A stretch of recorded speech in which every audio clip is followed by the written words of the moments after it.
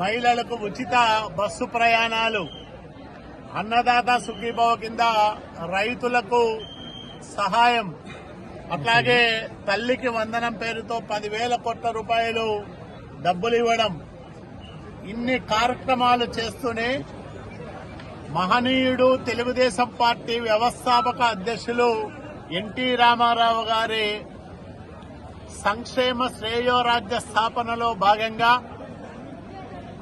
ప్రతి కుటుంబానికి పక్కా ఇల్లు నిర్మించి ఇవ్వాలనే ఒక దృఢ సంకల్పంతో వేసిన తొలి అడుగే ఈరోజు రాయదుర్గం నియోజకవర్గ వ్యాప్తంగా 3,000 మందికి పైగా ఇళ్ల స్థలాల పట్టాలు, పొజిషన్ సర్టిఫికెట్లు పంపిణీ చేశాం.